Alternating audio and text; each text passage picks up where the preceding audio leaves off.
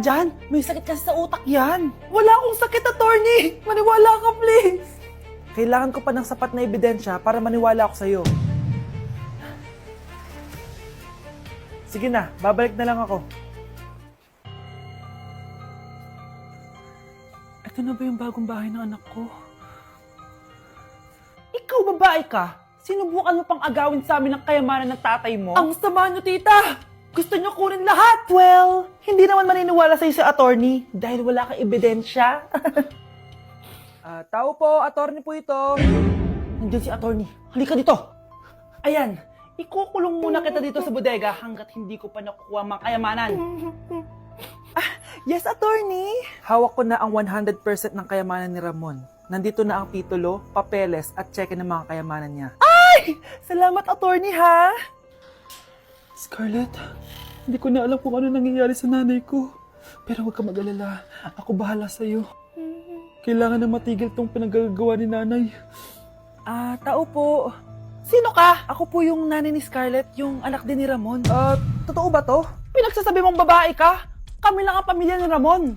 Attorney, huwag ka magpaniwala dyan. Peke yan. Hindi to peke. Pwede mo ipacheck to sa attorney. Kaya ilabas mo na siya.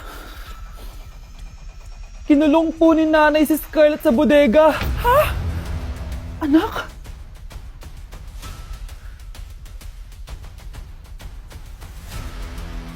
Kinulong po ni nanay si Scarlett sa bodega. Ha? Anak? Anak? Walang iya talaga yung tita mo. Anak, sorry kung ngayon na ako nagpakita. Pinakulong kasi ako ng babaeng yan! Deserve mong makulong! Ikaw ang ikukulong namin dahil child abuse ang ginagawa mo. Ano? At hindi mo na din makukuha ang 50% ng mana. Hindi pwede! Nay, masaya ako na nandito ka na. At hindi na din tayo maghihirap dahil sa pamana ni tatay. Masaya din ako, anak. Siyempre kasama ka dito sa Manta.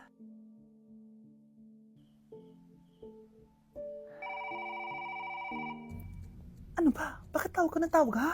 Oo, wala silang kaalam-alam. Sige na, baka mahuli pa tayo. Sa wakas, sa atin na ang mana. Maghahati tayo dito. Palayasin mo na yung mga batang yun, ha? Ako bahala. Ang galing talaga natin magpanggap date. Mga anak, aalis na tayo dito sa bahay. Lilipat tayo sa mas malaking bahay. O eto, mga gamit nyo, inimpake ko na. Talaga, Nay? Scarlett, huwag kang maniwala dyan. Nagpapanggap lang yung nanay mo. Samantha, ano yung mga pinagsasabi mo? Magjowa sila ni attorney.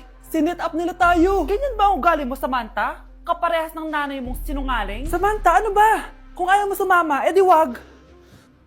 Sige, kung totoong anak mo talaga si Scarlett, saan at kailan mo siya ipinanganak? Ang dali naman yan.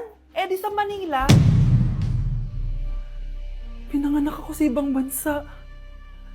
Hindi ikaw ang nanay ko. Ay, oo nga pala, sa ibang bansa pala. Sorry, nakalimutan ko. Ang dami namang drama. Total, nasa amin na ang mana. Umalis na kayong dalawa. Kung ayaw niyong pati kayo, ipakulong ko.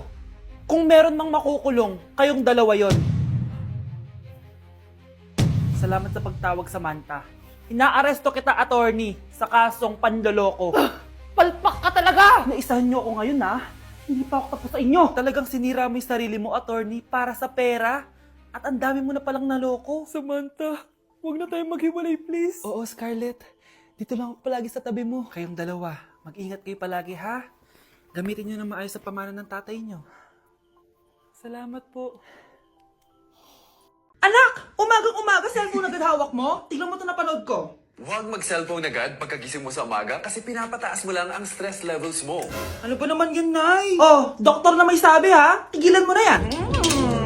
Maniniwala pala tayo sa doktor. Sige. Grabe, ang init. Paniligo na nga ako. Nay, may napanood ako, oh. Kung may nagsabi sa'yo na dapat kang maligo araw-araw, isang malaking kasinungalingan yan. Oh, sabi ng doktor, Nay, bawal daw maligo araw-araw. Ba't ka naliligo? Oh, sige, di na ako maliligo. Kung akala mong healthy ang mga prutas, pakinggan mo tong sasabihin ko. Oh, Nay, nagsalita na yung doktor, ha? Huwag ka na kumagat dyan. Pati ba naman prutas? Ay, magmamatcha na lang ako. Kung akala mong healthy ang mga matcha, pakinggan mo tong sasabihin ko. Hala, sabi ng doktor, hindi daw healthy yung matcha, Nay. Huwag mo na inumin yan, ha? Pati matcha bawal? Sinisira mo ang utak mo sa paggamit ng mga betchin. Oh, Nay, sabi ng doktor, sinisira mo daw utak mo. Huwag ka na maglagay niyan. Tama na! Bakit? O sige na, titigil na ako. Basta mag-cellphone na ako Sige na, mag-cellphone ka na. Pero huwag ka magpupuyat masama pa rin yon. Malaking kasinungalingan yung sinasabi nilang bawal ka magpuyat. Anong sabi mo, Nay? Sabi ng doktor, pwede naman eh. Bye! Wow! Anak, di ako makapaniwalang may pinapatayo na tayong bahay. Nay, deserve natin to. Ang tagal niyo din to pinaghirapan. Ma'am, saan ko po ilalagay itong mga semento? Doon na lang sa gilid, kuya. Sige po, ma'am. Excited na ako matapos tong bahay natin, anak. Saan dito? Hoy, huwag ka pupunta dyan! Grabe nangyari sa kanya. Naman siya. Ba't ang daming tao? Engineer, anong meron? Ma'am, yung isa sa mga trabahador namin, nakuryente tapos natabunan ng semento. Ayun, namatay. Ha? Paano nangyari yun? May nag-utos ata sa kanya na ilagay yung semento sa gilid. Madami live wire dun eh. Ay. Ang problema, ma'am, kung tatanggalin pa namin yung katawan niya sa ilalim ng semento, baka hindi agad matapos tong bahay niyo. Hindi pwedeng hindi matapos agad tong bahay na to. Di bale, babayaran ko na lang yung pamilya nung namatay. Nay, sigurado ka ba? Sige po, ma'am. Sige na, ituloy niyo na yan. Congrats po, ma'am. Natapos din yung bahay niyo. Ang ganda, di ba? Wow, ang ganda. Maraming salamat, engineer. Una na po ako, ma'am. Anak, tara, pasok na tayo. Wow, ang ganda ng loob. Nay, hindi talaga ako mapakali na may bangkay dito sa ilalim ng bahay natin. Huwag kang okay, anak. Kasalanan niya naman kung bakit siya namatay eh. Ay, matutulog na lang ako sa bago kong bahay. Wow, ang ganda ng kwarto ko. Ano yun? Kasalanan mo kung bakit ako namatay. Nay!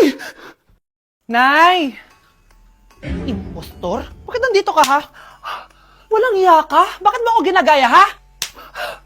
Baka nakakalimutan mo. Nanay mo ang sumira ng mukha ko. Ha? Wow! Hoy, Sofia! Tandaan mo! Katulong ka dito, di ba? Huwag kang paupa-upo lang dyan. Ma'am. Kakatapos ko lang po maglinis. Nagpapahinga lang po ako. Talaga sumasagot ka pa sa amo mo, ha? Nay! Ang dumi pa dito, oh! Hindi niya ginagawa ng maayos yung trabaho niya. Walang iya ka? Madumi pa pala dito? At nakuha mo pang magpahinga dyan? Paano nangyari yun? Ma'am, nilinis ko na po yan. Maniwala po kayo. Oh, eto. Yung mukha ko! Ang sakit! Ayan, pati mukha mo, dudumi na. Umalis ka na dito! Tatanggalin na natin, ha? Buti na lang talaga, mabilis kang gumaling. O, ayan, kuhang-kuha yung mukha ng pinapagaya mo. Dok, kamukha ko nga siya. Pinag-ipunan ko talaga to. Nagtataka lang ako. Yung ibang tao, mga artista yung pinapagaya ang mukha. Yung sa'yo parang normal na tao lang yung pinagaya mo. Dok, may kailangan lang akong gawin. Kung ano man yan, mag-ingat ka, ha? Ano? Ikaw si Sofia? Napakawalang ya mo din no? Niloko mo pa kami! Mas walang ya kayo, mga hayop! Nay, baka gusto niyo ulit mabuhusan ng asido sa mukha? Asido? Gusto mo ng round 2? O eto, round 2! Sige, ibuhos mo! Naka-live ako, Ipakita nyo kung sino talaga kayo! Ano? Alisin mo yan? Ano? Takot na kayo, no? Tignan ko na lang kung hindi kayo masisira sa mga tao. Hindi kami pwede masira.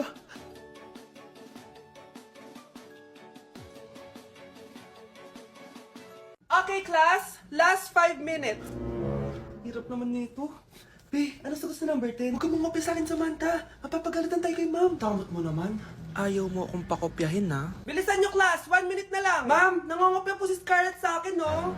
Apakasinungaling mo, Samantha! May nangangopya pala dito? Bagsak ka na sa akin, Scarlett!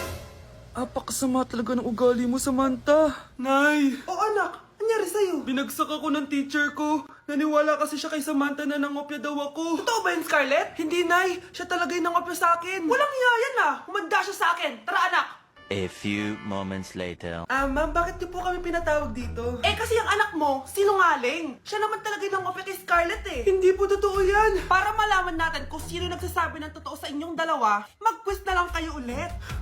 Patay ako nito. Humanda ka ng mapahiya, Samantha. Okay, time's up. Pass your papers. Scarlett, naka-perfect ka. Yes, talino talaga ng anak ko. Samantha, wala kang tamang sagot. Ikaw talaga ang totoong nangungopya. Nakakahiya ka, Samantha. Humanda ka sa akin sa bahay. Tara! Huwag po, Nay! Kapag pinirmahan mo to, akin na lahat ng mga kayamanan mo. Oh, pirmahan mo na. Tita, wala naman ako field trip, Ah, hindi pa ba sinasabi ng teacher niyo na may field trip kayo? Anak, okay lang. Pipirmahan ko na to para makasali ka sa field trip niyo. Walang iya ka talaga, Rosa. Wala ka talagang titira sa akin, ha? Manda ka talaga sa akin. Mabilis ka talagang utuin, Susan. Salamat, Mare. Ramon, napapirma ko na siya.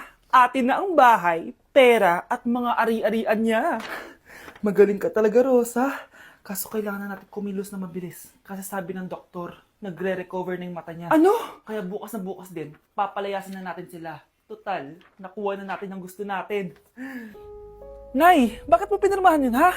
Maliban natin kung ano nilalaman ng papel na yun. Huwag kang mag-alala, anak. Malapit nang matapos ang maliligayang araw ng tatay mo at ng kabit niya. Tita, bakit may dala kang maleta? Aba, syempre, lilipat na